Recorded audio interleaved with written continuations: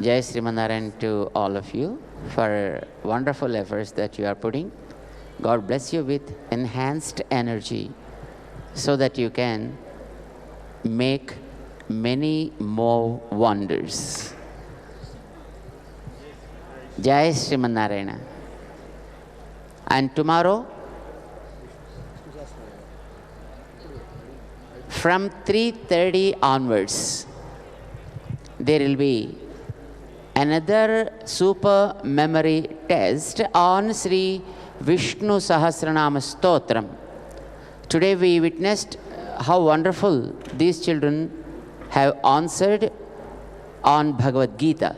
And tomorrow they are doing another wonderful exercise, wonderful feat, basing on Sri Vishnu Sahasranama Stotram, which we are just going to start in few moments.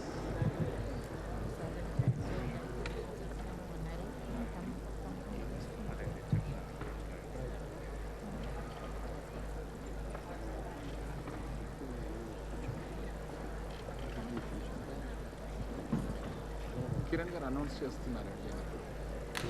అదే vice chancellor Patnaik గారు వచ్చారు కదా, వాళ్ళు మాట్లాడిన వాళ్ళు 20 minutes వచ్చారు.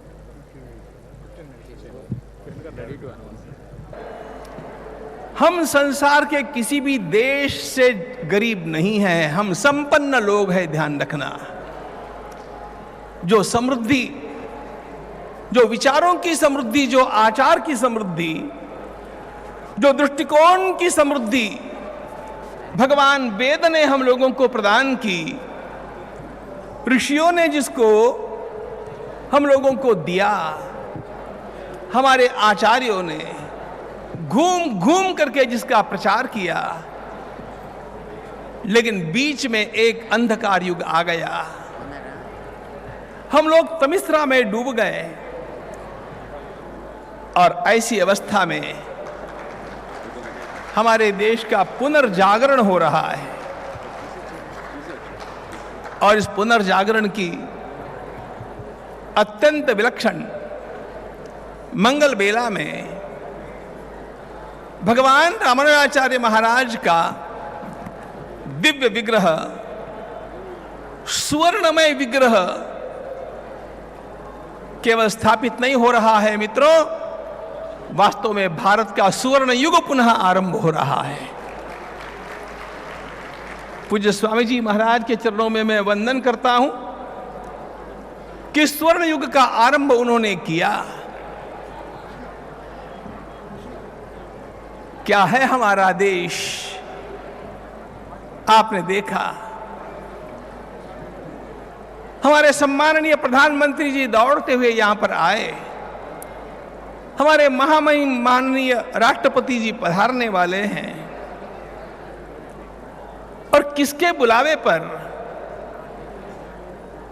जिस हमारे स्वामी जी के शरीर पर कोई कपड़ा भी नहीं है, एक सामान्य सा वस्त्र है और हाथ में एक दंड है, यह धर्म का दंड है, ध्यान रखना।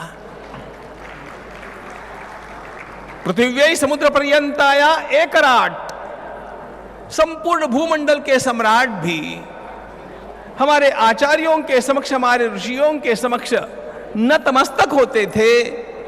और कैसे नतमस्तक होते थे, इसका उदाहरण हमने अपनी आंखों से कल देखा। हम धन्य हैं कि हम इस क्षण के साक्षी हैं और भारत माता अंगड़ाई ले रही है। निश्चित रूप से ली जाने वाली यह अंगड़ाई हमारे देश के उत्थान का सूत्रपात बनेगी। हमारे संपूर्ण सनातन धर्म के अंतर्गत जितने भी संप्रदाय हैं, जितने भी मत हैं, जितने भी पंथ हैं, उन सबको एकत्रित करने का महान संकल्प पूज्य स्वामी जी ने किया और वो साकार हो रहा है। मैं यहां पर अभिनंदन करने के लिए आया हूं। किसी न किसी को तो भगवान निमित्त बनाते हैं। मैंने पूज्य स्वामी जी के प्रवचनों में एक बात सुनी, वे बार बार एक बात कहते हैं कि हम यज्ञ नहीं करते हैं, भगवान यज्ञ कराते हैं। हम सब कुछ जानते नहीं हैं, सब कुछ जानने वाले तो भगवान हैं। उसी प्रकार वे यही कहेंगे कि ये तो भगवान की कृपा से हो रहा है, लेकिन भगवान ने भी कृपा करने के लिए पूज्य स्वामी जी को चुना है। यह अत्यंत महनीय बात है। जय श्रीमन्नारायण। నాకు ఇలాంటి అరుదైన ఆధ్యాత్మిక సభల్లో మాట్లాడటం నాకు ఒక అడుగు వెనక్కేస్తాను, మాట్లాడకూడదు అనుకుంటాను. కానీ ఈ పరిస్థితుల్లో నన్ను పిలిచినందుకు, మనస్ఫూర్తిగా అవకాశం ఇచ్చినందుకు ప్రతి ఒక్కరికి ధన్యవాదాలు.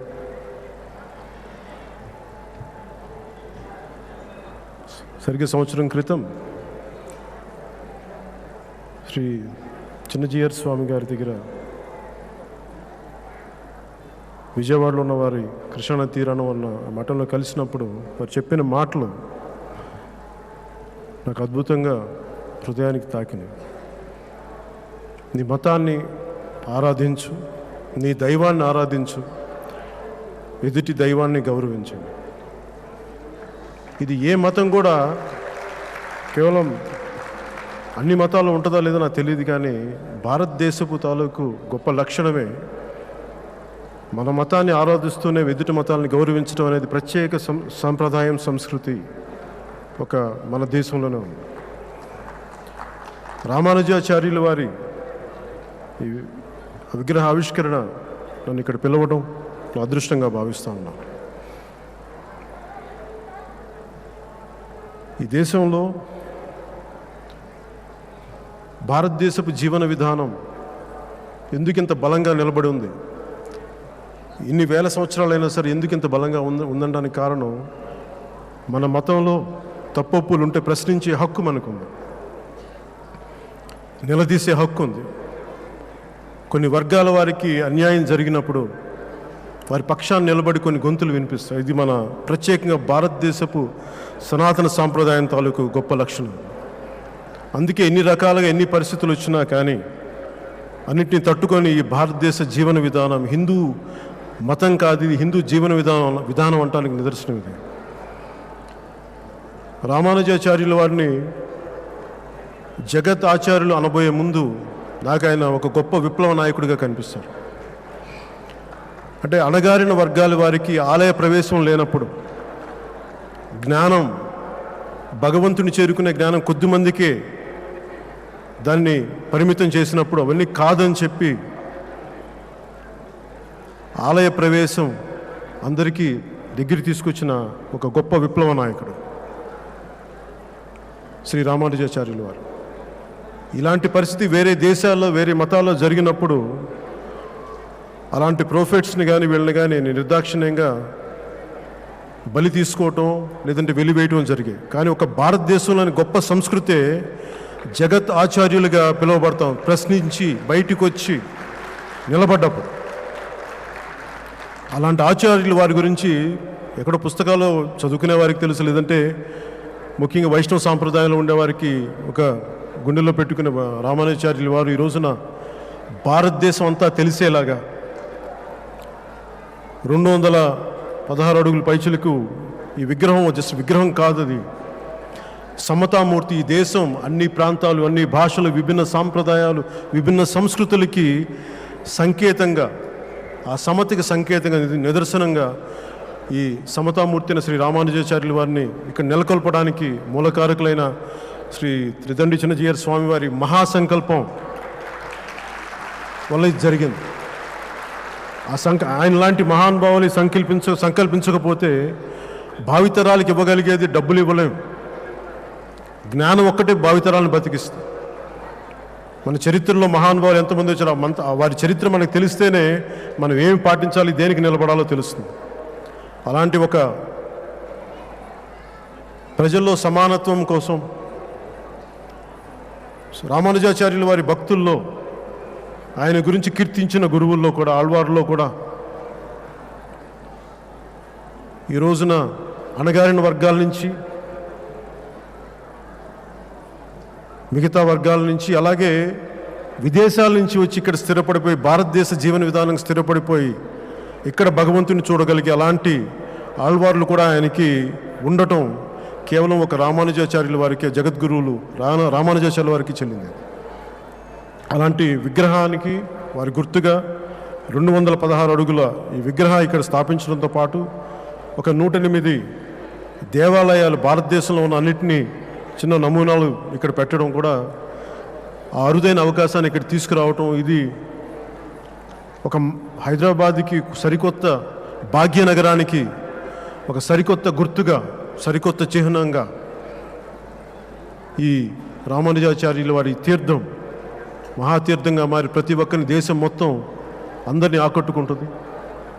అందుకని మనస్ఫూర్తిగా నన్ను ఈ కార్యక్రమంలో పాల్గొనే అవకాశం లభించినందుకు, నాకు ఆహ్వానం ఇచ్చినందుకు ప్రత్యేకంగా శ్రీ త్రిదండి చిన్నజీయర్ స్వామి వారికి నా పాదాభివందన, కృతజ్ఞతలు.